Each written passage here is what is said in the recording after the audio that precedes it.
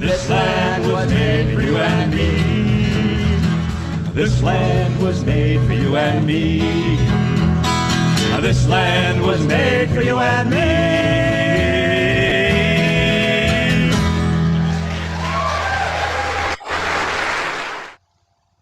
Have you ever been afraid to do something you know is right, and you did it anyway? Have you ever been afraid to take a journey that you know you needed to take, and you began it anyway?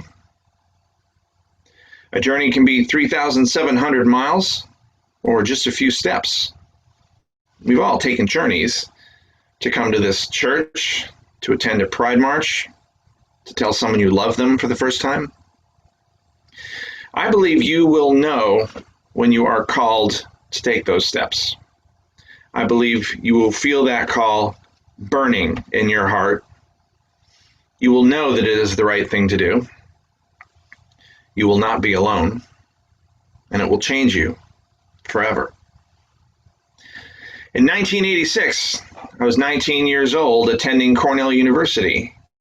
I read about the Great Peace March for Global Nuclear Disarmament. You can see the poster right behind me.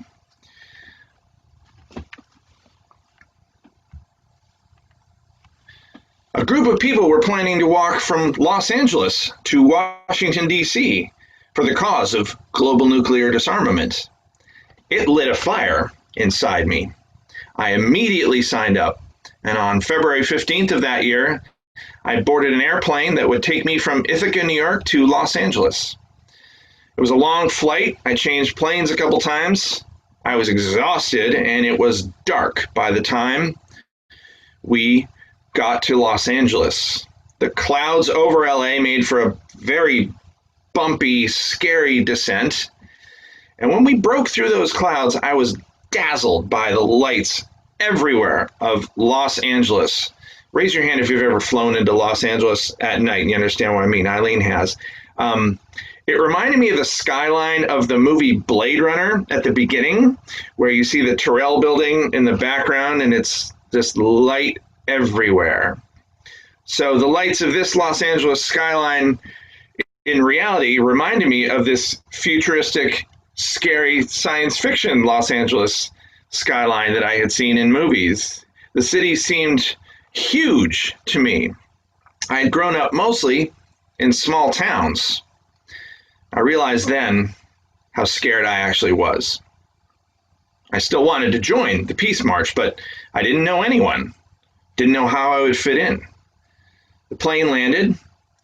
I got off, got to baggage claim, got my bags, and saw a man there with a sign that says the Great Peace March. That man was Mauricio Terrazas, who some of you remember. And he drove me back to the Peace March campsite where I received my tent, was given a lesson on how to set it up, found a spot to set it up, unrolled my sleeping bag, crawled inside, and cried myself to sleep. I felt scared, lonely, overwhelmed, and sad. I could have gone home, but I did not. Why do you think I stayed? Why do you stay at this church or your church? Why do you keep doing whatever brave thing you're doing right now? Why do you keep going on the scary journey that you are on? The painter Georgia O'Keeffe once said this: "I've been absolutely terrified every moment of my life, and I've never let it stop me from doing a single thing I wanted to do." I'm no Georgia O'Keeffe, but I did continue on despite being scared. I continued because there were 3 reasons to stay that were more important than my fear. Those reasons were the journey itself, the issue of nuclear disarmament, and the people I was walking with. I'll speak briefly about all 3 of those reasons, starting with the journey itself. There I was, 19 years old, walking 3,700 miles across the United States. I was going to live in a tent for 9 months. This seemed a lot more of an interesting journey than being a student at Cornell. I thought about Robert Frost's Road Not Taken, Woody Guthrie's This Land Is Your Land, and romantic notions involving adventure. And sure enough, as I walked through deserts and mountains, my radical lefty self fell in love with this country. But as the march progressed, marchers in the room will tell you this, the journey became more and more gritty, more real. One day early on, the noontime heat gave way to a delightful afternoon rain shower. So me and other young people joyfully danced in the rain, having fun, and then realized we had no place to go to drive off. I spent a miserable, wet, cold night in my tent afterwards. But the journey also included meeting people all across the country, staying in some of their homes, giving presentations about nuclear disarmament and peace, going on the Phil Donahue Show, and finally walking into Washington, D.C. to be greeted by Carl Sagan, Jesse Jackson, my parents, and 40,000 other people. The second reason I stayed on the Great Peace March was because of my growing passion for peace and nuclear disarmament. Then and now, I believe the nuclear arms race was a waste of money and resources. I believed it had the potential to end life on Earth as we knew it. Then and now, I believe the United States had a special responsibility to rid the world of nuclear weapons, given that we were the only country ever to use them in wartime. Because today, August 9th, 75 years ago, our country dropped an atomic bomb on Nagasaki, Japan. And 3 days before, we dropped another bomb on Hiroshima. Carol Hood shared with me that she has been to the Hiroshima Peace Memorial. Maybe some others of you have. She said that she thinks visiting the memorial is something every American should do. I met another woman on the Great Peace March with me who had survived the nuclear attack on Hiroshima. These survivors are called hibakusha in Japanese. She dedicated her life to preventing nuclear war, so that in her words, there will be no more Hiroshimas, no more Nagasaki's. May peace prevail on the earth.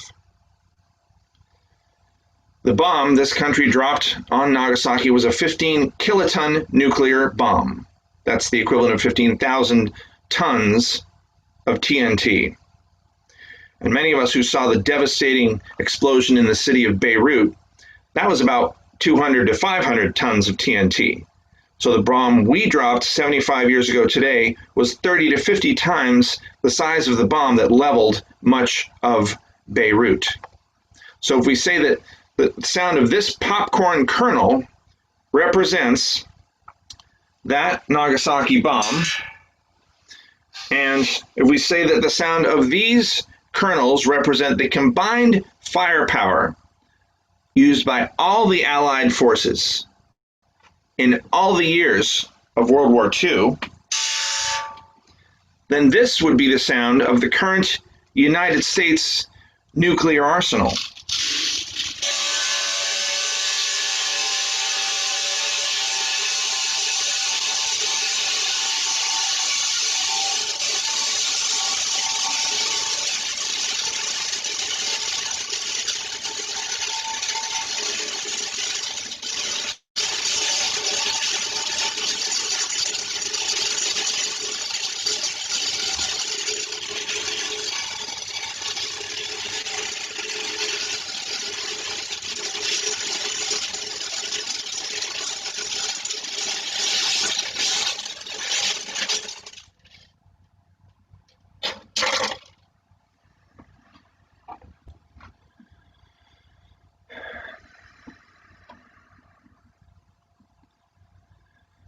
Every gun that is made, every warship launched, every rocket fired signifies, in the final sense, a theft from those who hunger and are not fed, those who are cold and are not clothed.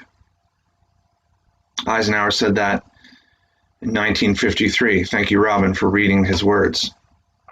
Eisenhower followed that up in 1961, urging our nation to, quote, guard against the acquisition of unwarranted influence by the military-industrial complex.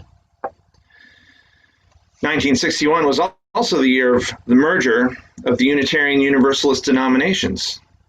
We followed that merger by immediately approving a general resolution to support disarmament and a nuclear test ban. The resolution read, quote, the continued production of armaments diverts energy and wealth from present human needs and postpones the rich future. Many subsequent General Assemblies voted to ban nuclear testing, urged peace and disarmament, and even supported that very same Great Peace March at the 1985 General Assembly. How many of you, was any of you at the 1985 GA in Atlanta?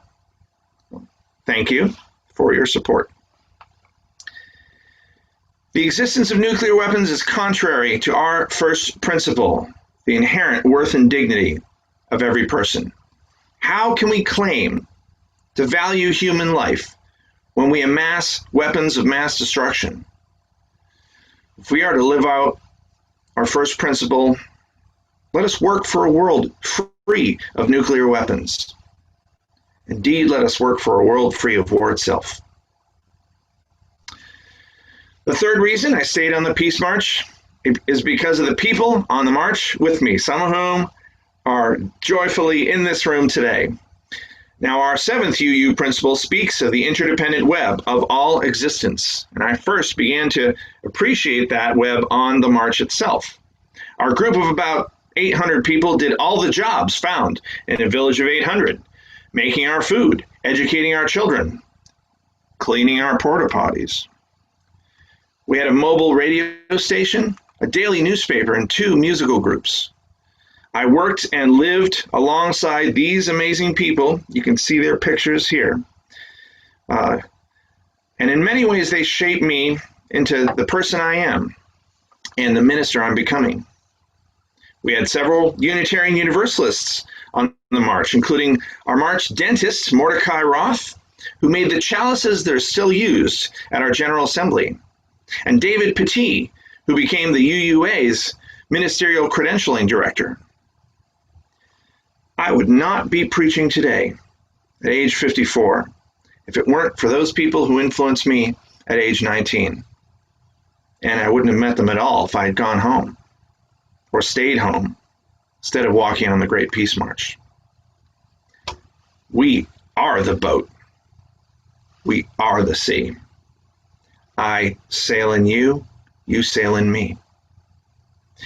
My journey across the United States turned out to be the beginning of my ministry.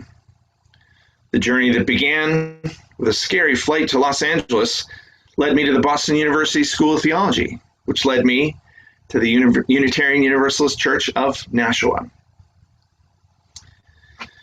Who have you met on your journeys? The journeys you were afraid to take, but you did it anyway. How have they shaped you? What issues compel you to act despite fear? Nuclear disarmament? Black Lives Matter? Marriage equality? Immigration? Climate change? Have you ever been afraid to do something you know is right, and you did it anyway? Have you ever been afraid to take a journey that you know you needed to take and you began it anyway? A journey can be 3,700 miles or just a few steps. You will know when you are called to take those steps.